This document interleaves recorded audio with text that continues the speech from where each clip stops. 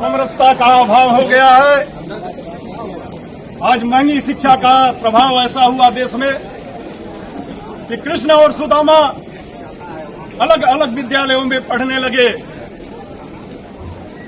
जब तक कृष्ण और सुदामा एक विद्यालय में नहीं होंगे तब तक सामाजिक समरसता की बात करना समाज को धोखा देने के बराबर होगा।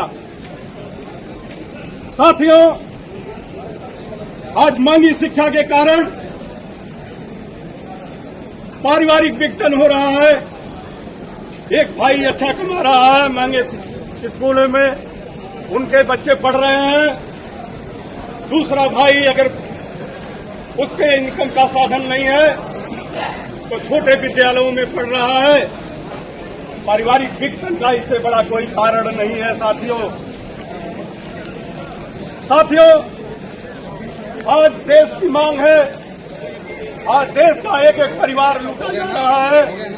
वो अधिवक्ता समाज हो, पुलिस विभाग हो, चाहे सेना का जवान हो, चाहे आम किसान हो, महंगे विद्यालय के नाम पे उनको लूटा जा रहा है।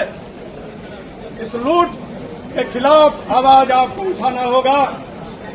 आज काशी विश्वनाथ की नगरी से मैं गौरव मिश्र, धरोहर संरक्षण सेवा संगठन का प्रदेश संयोजक। आज किस तरह कार्यक्रम किया गया? आज का जो हम लोग का कार्यक्रम है, ये जिलाधिकारी महोदय को ज्ञापन दिया गया है, एक देश, एक बोर्ड, एक फीस, एक पाठ्यक्रम के लिए। और इस ज्ञापन से पूर्व यहाँ संगठन के लोगों ने 108 बार सामूहिक हनुमान चालीसा का पाठ सामने स्थित हनुमान जी के मंदिर पर किया है। इसके बाद जिलाधिकारी महोदय को ज्ञापन दिया गया है। क्या मांग करते हैं? मांग देखिए स्पष्ट है कि आज पूरे भारतवर्ष में जब हम लोग एक साथ बोलते हैं भारत माता की जय, तो जय कैसे होगी? उसके लिए हमारे एक एक व्यक्ति को शारीरिक रूप से और मानसिक रूप से स्वस्थ होना होगा। और ये स्वस्थता कैसे आएगी? तो उसके लिए सामाजिक समरसता आवश्यक है। आज हर एक संगठन सामाजिक समरसता की बात करता है, लेकिन वो आएगी कैसे इसकी कोई बात नहीं करता है। धरोहर संरक्षण सेवा संगठन के प्रमुख संयोजक आदरणीय श्री कृष्णानंद पांडे जी ने, इनके नेतृत्व में पूरे संगठन ने विचार करके ये माना है कि महंगी शिक्षा इसका मूल कारण है, जिसकी वजह से समरसता नहीं आ पा रही है। आज परिवार में दो भाई हैं, एक अधिक कमा रहा है, एक कम कमा रहा है। अधिक कमाने वाले का बेटा इंटरनेशनल स्कूल में पढ़ रहा है, क्रिश्चियन स्कूलों में पढ़ रहा है, संस्कार विहीन हो रहा है। और कम कमाने वाले भाई का बच्चा किसी छोटे विद्यालय में, क्षेत्रीय बोर्ड के विद्यालयों में पढ़ रहा है और परिवार के साथ हो रहा है और घुट घुट के जी रहा है। और दूसरा बच्चा जो अलग हो जा रहा है और परिवार में विघटन का कारण बन रहा है। आज आप देख रहे हैं सीबीएसई आईसीएसई बोर्ड की जो विद्यालय हैं, उनके विद्यालयों से निकले हुए छात्र, उनके माता पिता वृद्धाश्रम की ओर बढ़ रहे हैं। आज भारतवर्ष में वृद्धाश्रम की संख्या बढ़ी है, ये पूरा ग्राफ बताता है। आपके पास मीडिया वाले लोग हैं, आपके पास डाटा है, आप देख सकते हैं। ये वृद्धाश्रम की व्यवस्था भारत की व्यवस्था नहीं रही।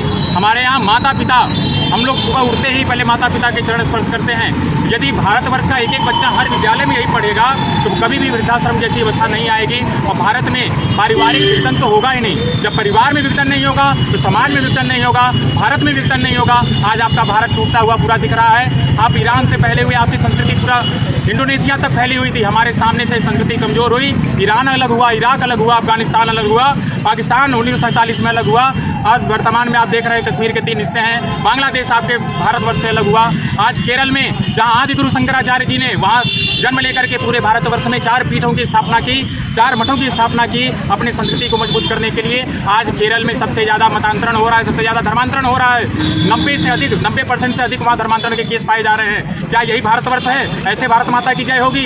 इसी बात को देखते हुए धरोहर संरक्षण सेवा संगठन इन सब के मूल कारण महंगी शिक्षा को लेकर के आज ये आंदोलन करने आया है और जिलाधिकारी को ज्ञापन देने आया है। जिलाधिकारी महोदय ने ज्ञापन स्वीकार किया है और प्रधानमंत्री के नाम और मुख्यमंत्री जी के नाम से ये ज्ञापन दिया गया है। हम सबको उम्मीद है कि जल्दी ही उसका उत्तर हम लोग को मिलेगा, इसके लिए सरकार क्या कर रही है। और यदि नहीं उत्तर मिलता है तो इस आंदोलन को कृष्ण सुदामा शिक्षा अभियान के नाम से पूरे भारतवर्ष में आंदोलित किया जाएगा। इसी के साथ नमः पार्वती पतये। मैं अविनाश मिश्रा केसरिया भारत का जिलाध्यक्ष आज हम लोग यहाँ पर उपस्थित हुए हैं एक विज्ञापन लेकर, एक विज्ञप्ति लेकर, जो कि जिलाधिकारी महोदय को दिया गया है कि इस देश में एक पाठ्यक्रम हो, एक शिक्षा हो, एक फीस हो।